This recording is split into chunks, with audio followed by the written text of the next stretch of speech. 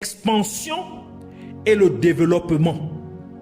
Selon le royaume des ténèbres, s'étendre signifie occuper tous les domaines ou aspects de la société humaine, tandis que se développer pour le royaume des ténèbres, cela implique d'opérer dans un domaine particulier, mais de manière déguisée. Par exemple, quelqu'un peut prétendre être votre ami, ou il peut prétendre être votre mentor, ou même votre pasteur, ou quelqu'un peut prétendre être votre confident. Mais en réalité, il est un agent du royaume des ténèbres chargé de contrôler votre vie et de combattre la promesse de Dieu dans votre vie.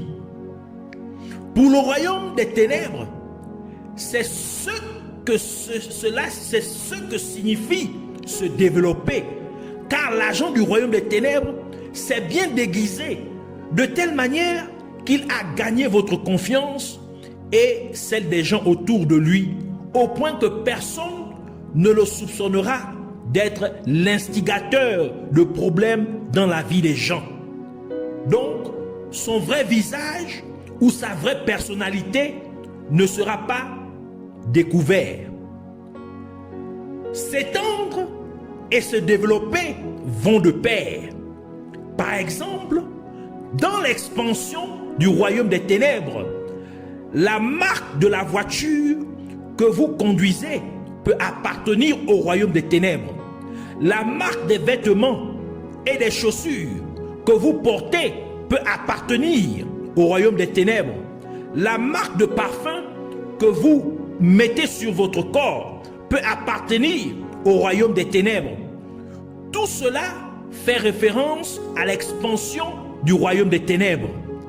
Mais le fait que vous n'êtes pas conscient que la voiture que vous conduisez, les vêtements et les chaussures que vous portez, le parfum que vous mettez sur votre corps, le téléphone portable que vous utilisez, l'entreprise dans laquelle vous travaillez, votre meilleur ami à qui vous confiez vos secrets, qu'ils appartiennent tous au royaume des ténèbres, c'est cela le développement aux yeux du royaume des ténèbres, car ils ont réussi à se déguiser dans les différents aspects de votre quotidien.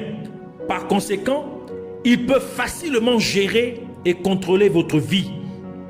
Ainsi, dans le développement du royaume des ténèbres, ils se cachent dans les êtres humains, ils se cachent à l'intérieur de la technologie, ils se cachent à l'intérieur des produits cosmétiques, ils se cachent à l'intérieur de la mode, ainsi de suite. Ils essaient de se cacher dans tout ce qui concerne la vie des êtres humains, de telle sorte qu'il soit très difficile pour les êtres humains de découvrir le royaume des ténèbres, de démasquer le royaume des ténèbres. Par exemple, quelqu'un peut avoir des rêves réguliers dans lesquels il verrait un chien ou un serpent le poursuivre ou une tempête se lever contre lui. Mais en réalité, c'est un membre de sa famille ou un ami proche qui l'attaque spirituellement pendant la nuit alors qu'il dort. Ou quelqu'un peut voir sa grand-mère décédée venir dans ses rêves pour lui donner des conseils régulièrement ou même lui dire que le problème auquel il est confronté est parce qu'il refuse d'honorer et d'adorer ses ancêtres. La personne peut penser que c'est sa grand-mère qui est venue l'aider alors que c'est en réalité un démon ou un proche qui se déguise au travers de la sorcellerie en prenant la forme et le visage de sa grand-mère décédée afin d'induire la personne en erreur, afin que la personne puisse être initiée au culte des ancêtres et par conséquent, la personne serait initiée à la sorcellerie. Car vous devez très bien savoir ce que la parole de Dieu dit concernant les personnes qui sont déjà mortes. Ecclésiaste chapitre 9, verset 5, qui dit: les vivants, en effet, savent qu'ils mourront, mais les morts ne savent rien. Et il n'y a pour eux plus de salaire, puisque leur mémoire est oubliée. Cela implique qu'il n'y a aucune interaction entre ceux qui sont vivants et ceux qui sont morts. Il ne devrait avoir aucune interaction entre ceux qui sont morts et ceux qui sont vivants. Par conséquent, si une personne décédée vient dans vos rêves, vous devez savoir qu'il s'agit d'une tromperie du royaume des ténèbres. Vous devez donc réprimander un tel rêve diabolique et un tel esprit diabolique au nom de Jésus-Christ. Ainsi, tous ceux qui essaient de porter un masque dans vos rêves ou dans votre rêve en prétendant être autre chose, vous devez prier au nom de Jésus-Christ pour leur ordonner de retirer leur masque, et cela sera fait tel que vous avez prié et cru sans douter, car Jésus-Christ a dit dans Marc chapitre 11 verset 23: je vous le dis en vérité, si quelqu'un dit à cette montagne, ôte-toi de là et jette-toi dans la mer, et s'il ne doute point en son cœur, mais croit que ce qu'il dit arrivera, il le verra s'accomplir. Vous devez savoir que la plupart des guerres sont gagnées parce qu'une armée a bien contrôlé le flux d'informations en sa faveur. Par exemple, collecter des informations précieuses sur l'armée adverse ou introduire des informations erronées dans l'armée adverse concernant vos positions et stratégies. Et la plupart de ce contrôle d'informations est effectué par des espions. Par exemple, avant que le peuple d'Israël n'attaque Jéricho, il a envoyé des espions pour s'enquérir de Jéricho et de ses habitants. Ainsi, dans cet aspect du fonctionnement du royaume des ténèbres, les sorciers jouent le rôle d'espions pour le royaume des ténèbres afin de recueillir des informations sur les personnes dans les différents domaines de la société, mais aussi pour les induire en erreur en se présentant à eux avec de fausses informations afin de combattre ou d'entraver la vie de ces gens. Dans le développement du royaume des ténèbres, Satan vous envoie une personne qui a de bonnes impressions ou attitudes, mais en réalité, la personne a de mauvaises intentions contre vous. Par exemple, un homme peut proposer d'épouser une certaine dame, mais en réalité, il a l'intention de briser le cœur de la dame innocente. Ou un professeur peut proposer de donner des cours supplémentaires à un étudiant, mais en réalité, il veut initier l'étudiant à l'occultisme. Ce sont là quelques façons dont le royaume des ténèbres se développe, et vous devez noter que beaucoup de gens ont perdu leur foi en Dieu ou ont été déviés de la vraie doctrine de la parole de Dieu, tout simplement parce qu'ils ont été encadrés par des personnes qui prétendaient être des pasteurs ou des dirigeants, mais qui étaient en fait des agents du royaume des ténèbres. Et c'est aussi vrai dans les enseignants des écoles primaires et secondaires. Il faut regarder de très près les littératures, les livres qui sont donnés aux enfants, le contenu des livres qui sont donnés aux enfants dans les écoles. C'est pourquoi nous ne devrions pas nous laisser impressionner par les choses de la vie, car les impressions peuvent facilement vous induire en erreur. D'où la parole de Dieu dit dans 1 Samuel chapitre 16 verset 7. Et l'Éternel dit à Samuel: ne prends point garde à son apparence et à la hauteur de sa taille, car je l'ai rejeté. L'Éternel ne fait pas ce que l'homme fait. L'homme regarde à ce qui frappe aux yeux, donc à ce qui impressionne. Mais l'Éternel regarde au cœur. Allons-y maintenant au troisième aspect du déploiement, qui est l'accaparement ou encore s'accaparer. Sous cet angle, le royaume des ténèbres, à travers les sorciers, veut s'accaparer de trois choses. D'abord, premièrement, il veut s'accaparer de vous. Cela signifie qu'ils veulent vous contrôler. Ils veulent vous manipuler. Ils veulent vous exploiter. Ils veulent vous posséder ou vous ensorceler.